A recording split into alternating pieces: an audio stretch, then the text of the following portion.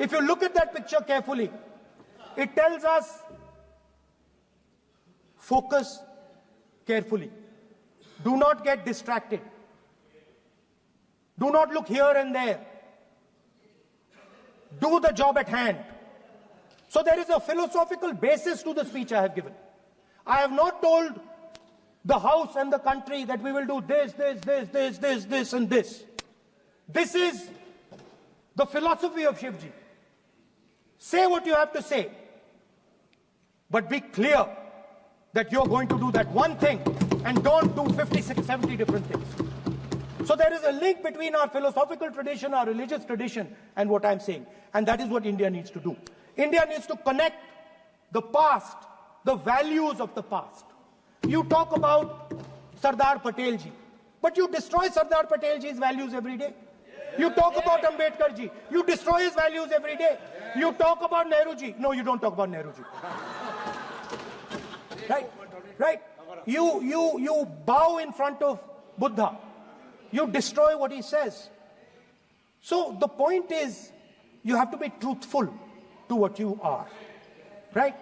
And it is important that when you are giving a way forward to the nation, there is clarity. There is clarity of purpose. There is no hatred. There is no violence. There is no anger. Because these things are destroying our country. So my speech has not been angry, has not been nasty. My speech has been very polite, very kind. And I thank the Prime Minister for coming and listening to it. I heard the President's address. I sat there with Kharge ji and I listened to it. And I must say, I struggled through the President's address to maintain my attention on what was being said. Because I had heard pretty much the same President's address the last time and the time before that and the time before that. And it was the same laundry list of things that the government has done. We have done this, we have done this, we have done this. 50 or 100 things that the government has done. And so while I was sitting there, I was thinking, okay, I am being critical about what is being said. And I am saying that this is not the type of President's address that should be delivered. Well, the question came to my mind, what type of address would an India Gathbandhan government deliver? How would that address be different than the address we heard? Because it's no point me saying that it is a laundry list and then not providing an alternative idea. And so today I would like to lay out some dimensions of what an alternative address would look like, what the India Gathbandhan would probably focus on, and where we would lay emphasis. The future of this country is going to be decided by the young men and women of this country, the youth of this country. So I think anything we say has to be addressed to them, has to be spoken to them. The first thing in front of us, and this is something I'm sure the Prime Minister would accept, and pretty much everybody in this room will accept, is that even though we have grown fast, we are growing slightly slower now, but we are still growing. A universal problem that we have faced is that we have not been able to tackle the problem of unemployment. No, neither the UPA government nor today's NDA government has given a clear-cut answer to the youth of India about employment. I don't think anybody in this room will disagree with me. I'll give a little statistic for the Prime Minister. The Prime Minister, something I would agree with directionally. The Prime Minister proposed the Make in India program. I think a good idea. We saw the statues, we saw the functions, we saw the so-called investment, and the result is right in front of me. Manufacturing fell from 15.3% of GDP in 2014 to 12.6% of GDP today. That is the lowest share of manufacturing in 60 years. I'm not even blaming the Prime Minister, because I think it would not be fair to say he didn't try. I could say that the Prime Minister tried, and I think conceptually Make in India was a good idea, but it's pretty clear that he failed, because manufacturing went from 15.3% of GDP to 12.6%. So the first question that any alternative vision would answer to the youngsters of our country is, okay, what and how are we going to solve this problem of employment? Any country basically organizes two things. You can organize consumption, and then you can organize production. Modern way of saying organizing consumption is services. Modern way of saying organizing production is manufacturing. But there is more to production than simply manufacturing. For example, agriculture also is about production. Now, pretty much every government since 1990 has done a decent job on consumption, on organizing consumption. Which are the companies that organize consumption? Uber organizes consumption. Reliance organizes consumption. Adani organizes consumption. But we have, as a country, failed in organizing production. We have excellent companies that try to organize production. They are the Mahindras of this world. They are the Bajajes of this world. Part of Tata's organizes production, but the record of the country in organizing production is dismal. And essentially what we have done is we have handed over the organization of production to the Chinese. So this mobile phone, even though we are saying we make this mobile phone in India, that is not a fact. This phone is not made in India. This phone is assembled in India. All the components of this phone are made in China. The network that has produced this phone is made in China, is owned by China. So every time we use a phone, every time we wear a Chinese shirt, a Bangladeshi shirt, every time we wear a pair of Chinese sneakers, we are paying a tax to China. Because some Chinese youngster is earning a salary to make or to produce that product.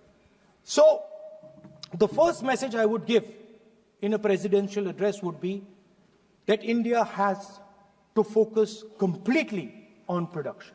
Because if we do not focus on production and we continue to focus only on consumption, we will find that we will run huge deficits, we will increase inequality, and eventually we will run into a serious problem. Social problem because of unemployment, which we are already facing. If you look at the numbers of the amount of people who are in jail, if you look at the numbers that are spent on internal security, if you look at the numbers spent on our police forces, they're all spiraling. They're all rising. And everybody understands that social tension is on the rise in India. So now the next question comes, okay, so where is this employment going to come from? What is India going to produce? And for that, I'd like to tell all the youngsters of this country that there is a revolution taking place, an exciting revolution. The world is transforming completely. And the change that is taking place at the heart of the change that is taking place, we are moving from the world of the internal combustion engine to the world of the electric motor. We are moving from petrol to batteries. We are moving wind, solar, potentially nuclear energy. So our entire way of moving is changing. And this is going to change every single thing. It is going to change warfare. It is going to change medical treatment. It is going to change education. It is going to change how we eat. It is going to change every single thing. Now, the last time there was a revolution called the computer revolution, the government of India had a clear focus. We looked at that revolution. It was a Congress government. We looked at the revolution and we decided clearly that we are going to focus on the development of software. And we rode the wave of that revolution. And today you can see the result. I remember people laughing. I remember people laughing when the computer was being talked about. You mentioned Mr. Vajpayee. I respect Mr. Vajpayee, but Mr. Vajpayee gave a speech saying that computers are of no consequence to India. So, what is important when there is a revolution? What is important is that you understand what are the drivers of that revolution and where exactly do you need to focus, where exactly do you need to sit in that revolution. I said that this revolution is going to change everything. And I want the youngsters in this country to think about it. There is a war going on in Ukraine.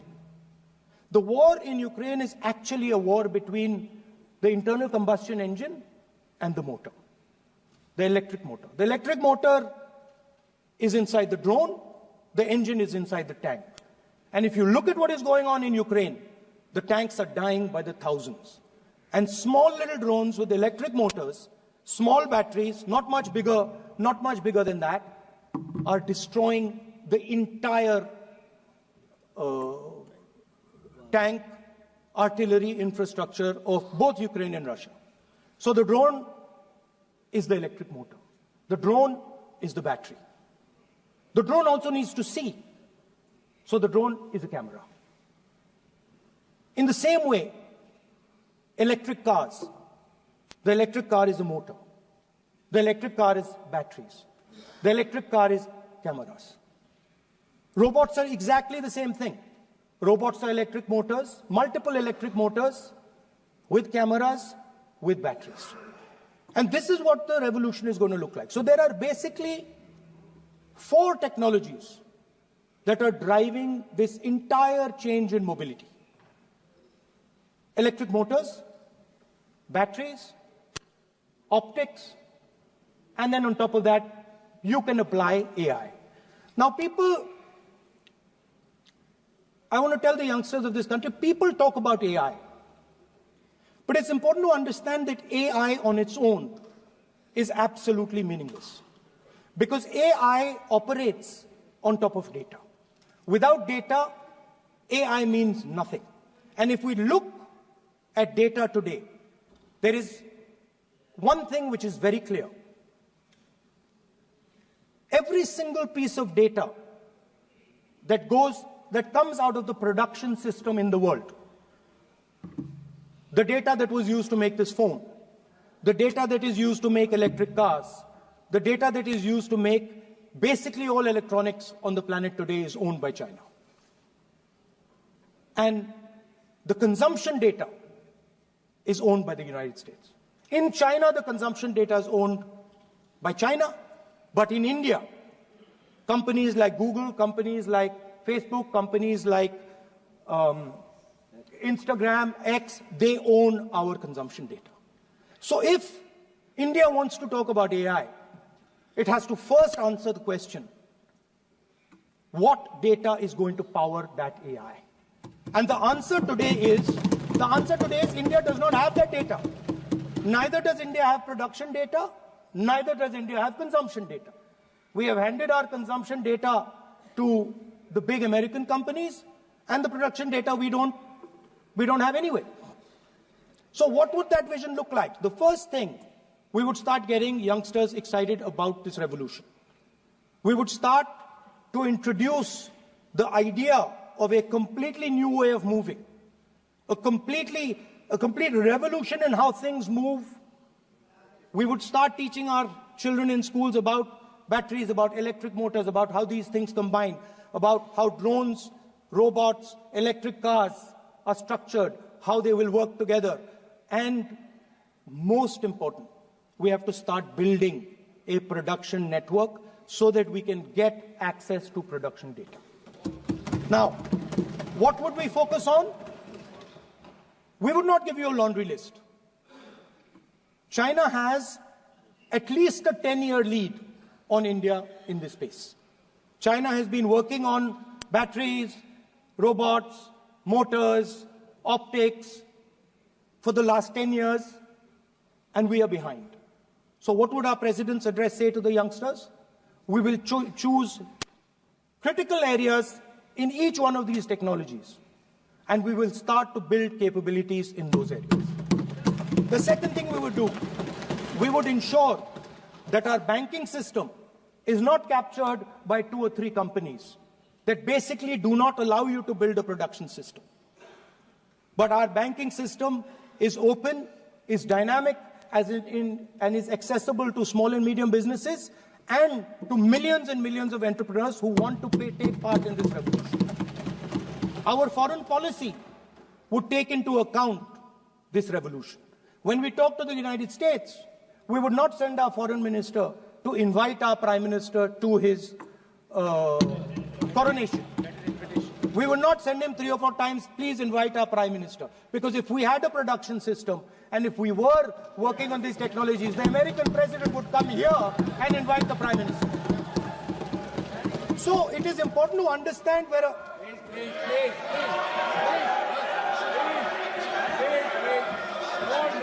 Without foreign policy.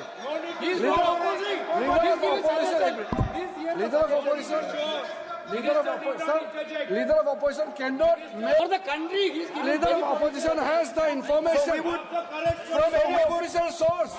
He must inform the House. If leader of opposition has the information, please inform the House. Okay. Who has told you that foreign ministers visited for the purpose which you have mentioned? You must specify it. So, I'm sorry that disturbed you, that question. I apologize for disturbing your peace of mind. It's okay. I've apologized. I've apologized for disturbing your peace of mind. I'm sorry. Apologize for lying to the House. ऐसा नहीं होता है. तो serious होना चाहिए leader of opposition को. कम से कम देश के मामले में तो एक हो. देश के मामले में तो एक वॉइस से बोलना चाहिए. ये गलत बात है. ये ठीक नहीं है. लीडर ऑफ अपोजिशन को इस तरह का बयानबाजी नहीं करना चाहिए. ये गंभीर विषय पर चर्चा चल रही है. इसका गौरव विषय है. So we would start by telling our young men and women that they have to be at the forefront of this revolution. We cannot afford that the Chinese are at the forefront of this revolution. Number one. Number two, we will ensure that the absolute best experts on these technologies would talk to our students, would talk to our youngsters, and guide them on what a future, on what these future technologies are going to do. We would make them partners in this revolution. Now, we talk about defense. And today, we have the Chinese. And the Prime Minister has denied it. And the army has contradicted the Prime Minister. It's true. The Prime Minister has denied it. The Prime Minister has denied it. And the army has disagreed with the Prime Minister that China is sitting on 4,000 square kilometers of our land, of our territory.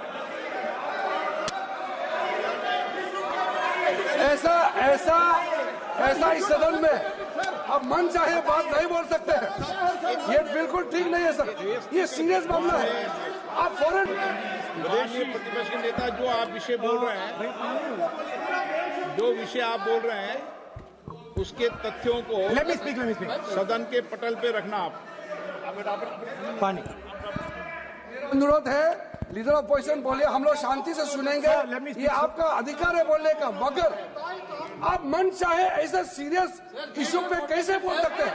ये serious मामला है। आप सदन में बोल रहे हैं, से बोलते हो, फॉरेन मिनिस्टर का बात कर देते हो, सीमा का बात ऑफिशियल पर्सन से अलग बात करते हैं।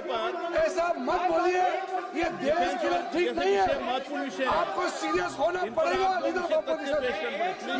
ये गंभीर मामले को आप ऐसा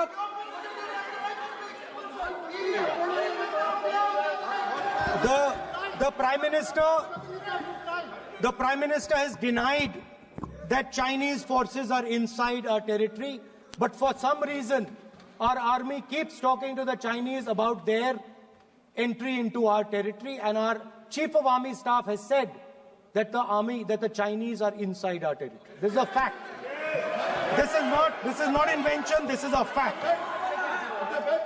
Now, but the reason China is inside our territory is important. Because people think that wars are fought between armies and their weapons. But the fact of the matter is that wars are fought by industrial systems. The fact of the matter is that China has an industrial system that is far stronger, far bigger than our industrial system. And that is why they have the guts to come inside this country. The reason China is sitting inside this country is because Make in India has failed. The reason China is sitting inside this country is because India is refusing to produce. And I am worried that India is going to give up this revolution to the Chinese once again. The reason I made this reference is because everything is connected. If and when we fight a war with China, we will be fighting with Chinese electric motors, Chinese batteries, Chinese optics, and we will be buying Chinese motors, Chinese optics, Chinese batteries. It is a non-sustainable proposition.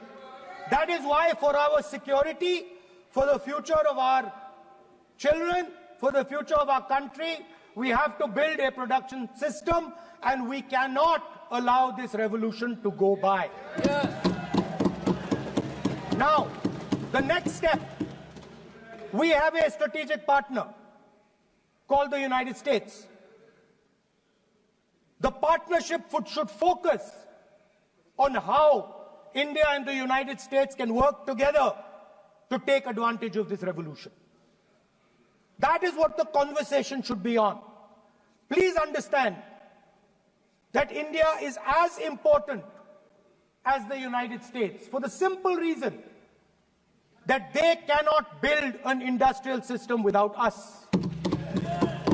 They cannot build a production system without us. No matter what they say, the Americans simply cannot do what India can do because their cost structure is much, much, much more expensive than ours.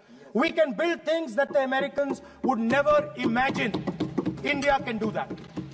So that would be the first part of a president's address. We would talk to the youngsters in India and say to them, we want you to be partners in this revolution. We want to change the Indian banking system so you can have access to it. And we believe in you, we trust in you, and we believe you can take on the Chinese. That's the first part.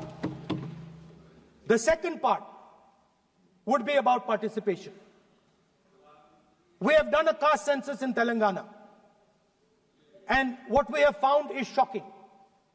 Almost 90% of Telangana is either Dalit, Adivasi, backward, or minority. Almost 90%. And I am convinced that that is the story across the country. I am absolutely convinced that the OBC population of this country is not one less than 50%, possibly 55%. 16% are Dalits, 9% are Adivasis, 15% are minorities. Last budget, there was a photograph. You remember the photograph? Of course. वो मक्खन बांटने वाली, हलवा बांटने वाली photo. मैं हैरान हो गया कि इस बार फोटो ही हटा दी. हलवा खिलाया मगर दिखाया नहीं किसको खिला रहे. प्लीज. तो at the center of any new development paradigm for this country, which runs parallel with the production paradigm I spoke of, which works together with the production paradigm I spoke of, is the participation of lower castes, OBCs, Dalits, Adivasis in the wealth of this country. If we look at the largest corporates in this country, they're all owned. None of them are owned by OBCs. None of them are owned by Dalits. None of them are owned by tribals. If we look at the biggest media companies that support the Prime Minister, every day we see the Prime Minister's pleasant face, smiling face on these media. None of them are owned by OBCs. None of them are owned by Dalits. None of them are owned by Adivasis. This is the fact. So central to any new development paradigm is the architecture of a new paradigm. And that architecture of the new paradigm can only be built once the caste census is placed on this day. Because once the caste census is placed on the table, we will know exactly how much of this country's wealth, how much of this country's power, how many of this country's institutions are owned by 90% of this country. There are OBC MPs in the BJP. There are OBC MPs in the BJP. There are Dalit MPs in the BJP. There are Adivasi MPs in the BJP. Remember, you are OBCs, you have 50% of the population and you have absolutely no power. I know that you're sitting there and you cannot even open your mouth. That is the truth of the country. प्रधानमंत्री का चेहरा आपको दिखाई नहीं देता है. जाति जनगणना, प्रधानमंत्री का चेहरा आपको दिखाई नहीं देता है. Architecture, participation, revolution in this country that we are going to bring. ये अंधेरा हो गया है. पार्लियामेंट में है. ये कुछ दिखता नहीं है. सोनिया गांधी, प्रियंका, ये लीडर ऑपोजिशन को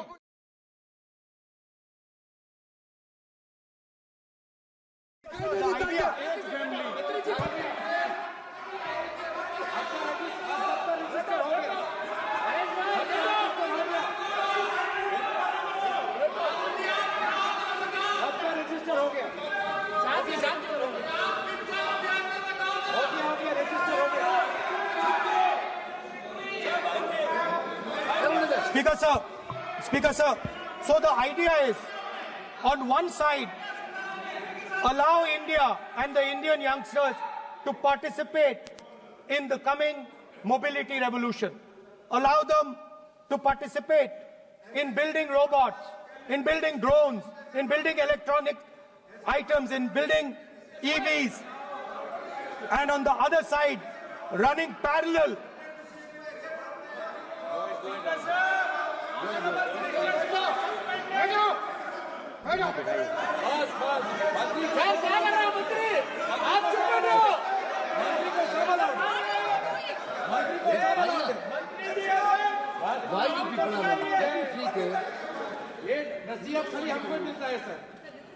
मैंने उनको ही मना the country, Speaker sir. ऐसा नहीं है. आप So, भी बहुत डिस्टर्बेंस करते हैं. Okay, Speaker sir. So parallel ideas. One idea: participate in the mobility revolution. Whether you're thinking of economy, weapons, production, healthcare. India should participate in this revolution. India should become the master of the electric motor, master of the battery, master of optics, and master of AI applied on top of that production system. Now imagine the power of AI when we apply it to the caste census. You imagine what we will do with AI and what we will do with the social revolution in this country when we start to apply AI on the data that we get from the caste census. So we are going to run a parallel track. On one side, participation, revolutionizing the participation of Dalits, OBCs, Adivasis in the ruling of this country, in the institutions of this country, in distribution of wealth of this country. And on the other side, parallel track, challenge the Chinese and participate in the revolution and defeat the Chinese in electric motors, batteries, solar panels, and wind. Yes. So that is the first two parts of any presidential election address that any India Gathbandhan leader would give you. The final, of course, we go back to the Constitution. This, our favorite, just like the production system is a weapon, just like Jati Jangarna is a weapon of transformation, this is what the entire architecture is built on. I remember before the elections, all of you were saying 400 par, and you were saying you would change this. And then I was glad to see that the Prime Minister walked in and then was forced to bow his head in front of the Constitution. It was a moment of pride for all Congress people that we had explained to the Prime Minister and to the whole country that no force will dare touch this. Yeah. I know that the RSS has never accepted this. Mohan Bhagwatji has said that India didn't get independence in 1947. He has said that this constitution is meaningless. I know that that is at your heart. We will never let your dream come true. This constitution is going to rule India always. Now, एक minute आप प्रतिपक्ष के नेता हैं, मेरा आपसे आग्रह है कि जो विषय आप रखें वह तथ्यों पर आधार पर रखें, उचित होगा। मैंने आपको पहले भी कहा, और जो सदन के सदस्य नहीं हैं उनकी चर्चा न करें। बताता हूं सर, मोहन भागवत आप नियम प्रक्रियाओं की पालन करें, आपसे अपेक्षा। सर, मोहन भागवत जी ने स्टेटमेंट दिया। मोहन भागवत का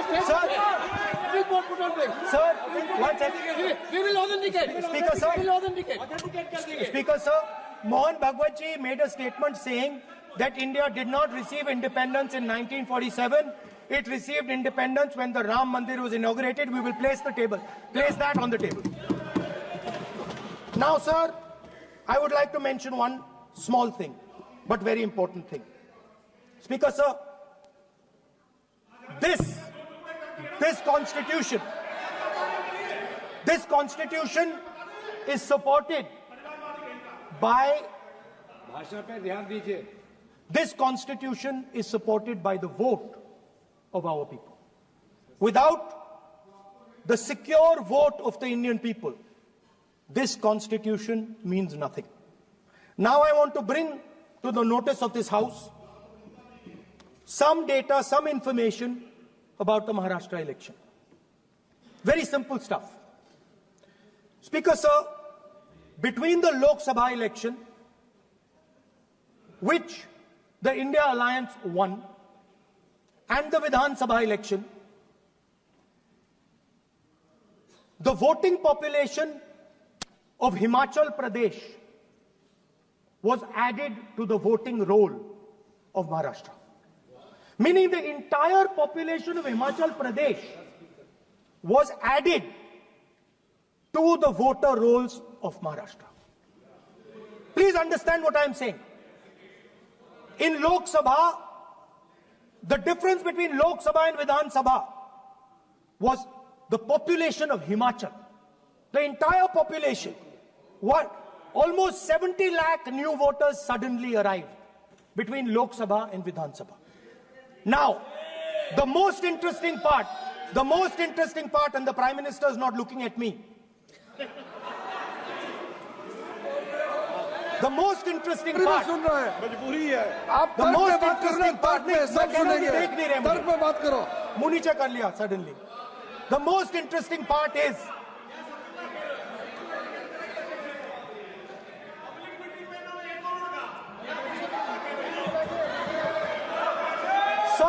Sir, Maharashtra में more voters were added in 5 months in Maharashtra than were added in 5 years in Maharashtra.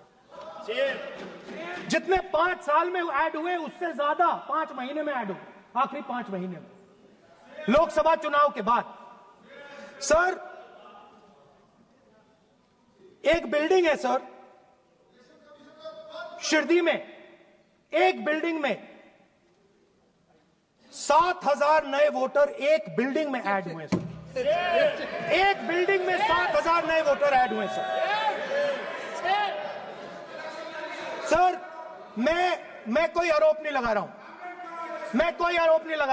मैं सिर्फ ये कह रहा हूं सर कि ये इसमें कुछ ना कुछ प्रॉब्लमैटिक है कि हिमाचल प्रदेश जितने बड़े वोटर्स लोकसभा के बाद जादू से आ जाते हैं. अब हम क्या कह रहे हैं, हमने इलेक्शन कमीशन से रिपीटेडली कहा है कि हम आरोप नहीं लगा रहे हैं, आप एक काम कीजिए, हमें लोकसभा की वोटर लिस्ट दे दीजिए, नेम एड्रेस और इलेक्ट्रॉनिकली दीजिए, और विधानसभा नहीं है. नहीं सर, नहीं. स्पीकर सर, वो सब वेबसाइट पे रहती है, सब जानते हैं, कभी भी कोई निकाल सकता है. स्पीकर सर, मैं समझा देता हूं सर. स्पीकर सर, वो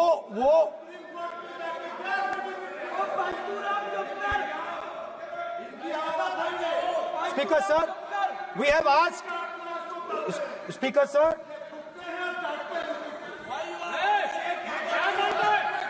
Speaker sir, we are asking this question. Speaker sir, population of Himachal Pradesh. Please. Population of Himachal Pradesh has voted. Extra has voted in Maharashtra. We are saying to the Election Commission, please give us the names and addresses and polling booths of all the workers in the Lok Sabha and all the workers in the Vidhan Sabha, so we can calculate who these new workers are, who these new voters are. Interestingly, the new voters are mostly in the constituencies that the BJP has swept. Please understand, the new voters have been added mostly in the constituencies where BJP has swept. I am still not making an allegation. I am saying on the floor of the House that the Election Commission has to give the data of the Maharashtra elections to the Congress Party, to the Shiv Sena and to the NCP, so that we can see exactly where these voters have been added, who has been subtracted, who has been added, where they have been added.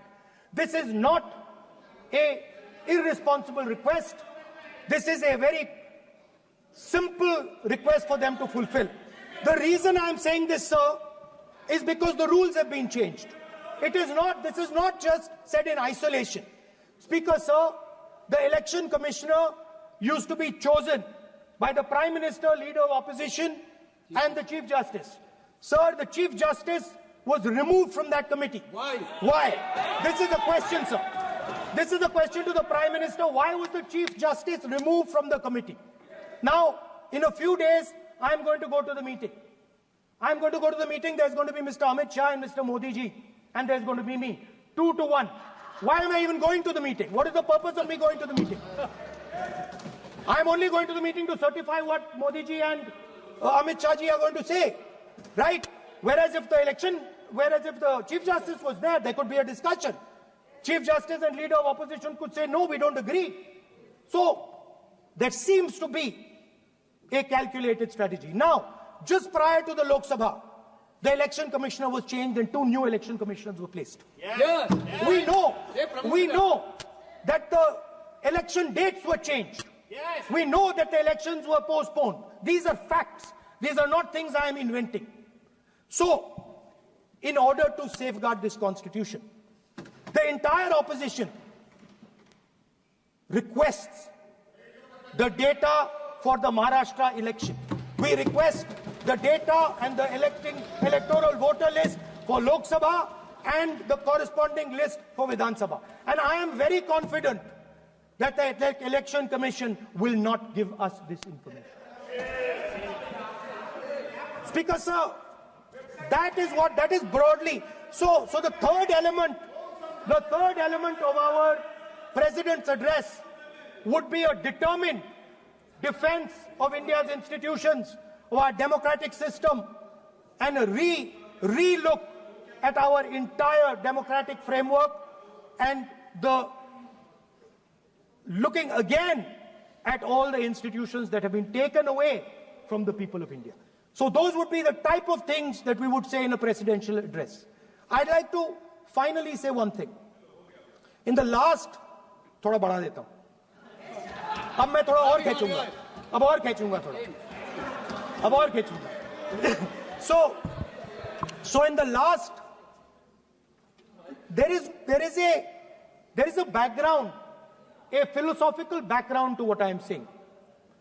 Essentially, what I am saying to the youngsters of India and to this House is that instead of focusing on multiple things, instead of telling us a laundry list, give us a strategy, give us a vision, make it clear, right? Now, there is a philosophical basis to this.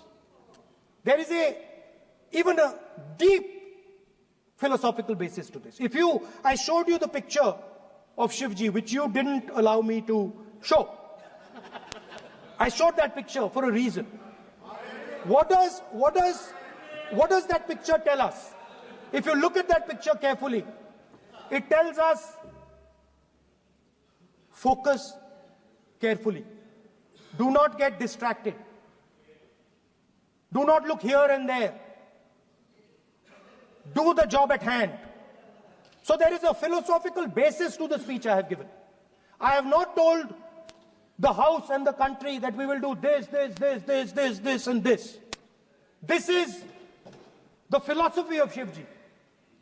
Say what you have to say, but be clear that you're going to do that one thing and don't do 56, 70 different things. So there is a link between our philosophical tradition, our religious tradition, and what I'm saying. And that is what India needs to do. India needs to connect the past, the values of the past. You talk about Sardar Patelji, but you destroy